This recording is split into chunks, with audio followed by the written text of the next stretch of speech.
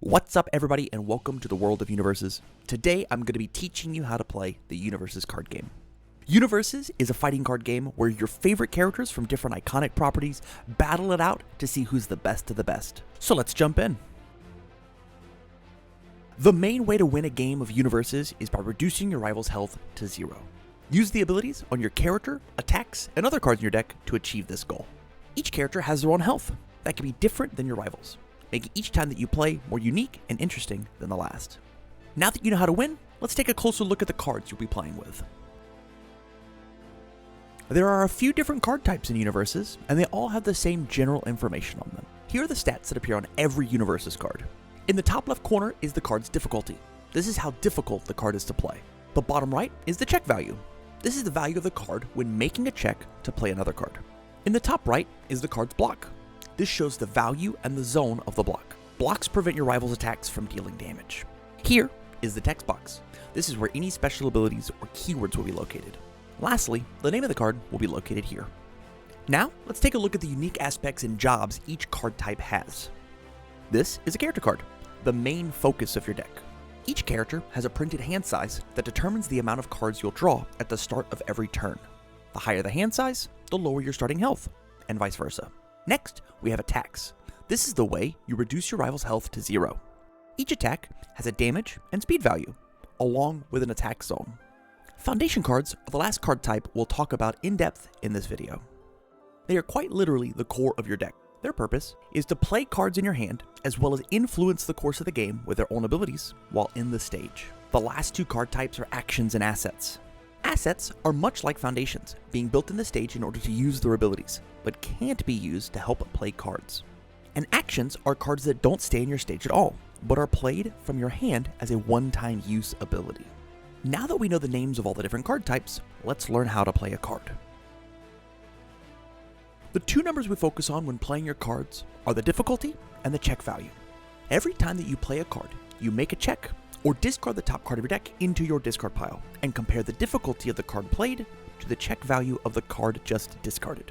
If the check value is equal to or greater than the card's difficulty, then you have passed the check, and the card is successfully played. If the check value was less than the difficulty needed, you may want to commit the difference in foundations, or the card fails and goes to your discard pile. In order to commit a foundation, all you need to do is turn it sideways. Anytime you fail to play a card as a form, not as a block, response, or enhance, your turn is forced to end. The last thing of note for playing cards is the game mechanic progressive difficulty. For every card in your card pool, when you attempt to play a card, the difficulty goes up by 1. For example, if you attempt to play a 5 difficulty attack with 2 cards already in your card pool, the difficulty of the card is a 7. Thus, the check value needed is also a 7. As said before, the main way to win the game is through attacking. The two main stats needed for this are on the right middle of your attack cards.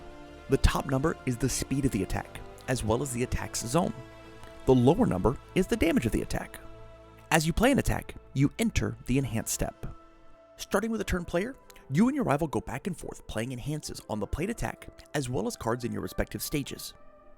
This can include your character, foundations, and assets you have in play, but not on the cards in your hand. Also, make sure you follow all costs on your cards, like commit or turning it sideways, flip, turning the card face down, destroying, placing the card in your discard pile, or removing that card from the game. After both you and your rival have consecutively passed on playing an enhance, the attack will go to the block step. In the top right corner of every card, there's a shield. This represents the card's block stat. There are 3 attack zones in the UniVersus card game: high, mid, and low, and the shields in the corner have the same zones to match. After you and your rival have spent the enhance step modifying the attack played, the defending player now gets 1 chance to block with a card from their hand. If the zone of the attack and the zone of the block match, then the attack is fully blocked, and no damage to the defending player's health will happen. If the zones are adjacent, then the attack is partially blocked, and the defending player will take half of the damage of the attack rounded up. If the zones do not match and are not adjacent, a block may not be attempted. In order to play our block, a bit of math is needed to see if the card passes. The block math is simply the speed of the attack, plus the block modifier in the shield of the defending card, plus the progressive difficulty of the blocking player. When you start the game, randomly decide who will go first. After you've decided who will go first, that player will start with their character committed, then both players draw up to their hand size. As you play, you'll learn one of the most important parts of UniVersus is a strong foundation build on turn 1.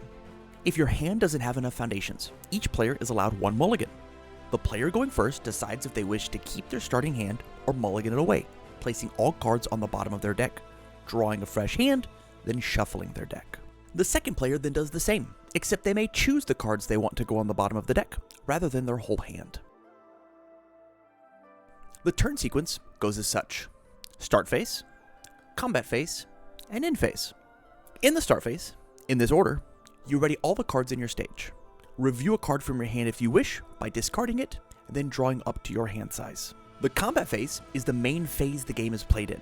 Here is where we get to play all of your cards. We call them forms. You can play your cards in any order you wish, meaning if you want to play attacks, then foundations, you can. Then again, if you want to play foundations, then attacks, or mix the types of cards played, you're allowed to.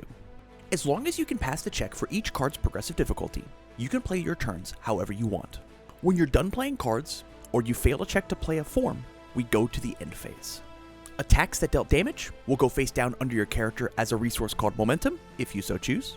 Foundations will be built down into your stage to be useful on later attacks, and any cards used as a block will be cleared from your card pool to the discard pile. The UniVersus card game does not have to be a standalone game. In this How to Play, we used MyHeroAcademia as the example, but UniVersus has so much more to offer. With characters from Cowboy Bebop, Trigun, and Critical Role to name a few, the ways to explore and play this amazing game are all but endless. If you have any questions about anything in the video, please leave a comment below and I'd love to help. Or come join the discussion on your favorite characters by joining my Discord, with a link found in the description below. Thank you all for watching, and as always, I wish you well.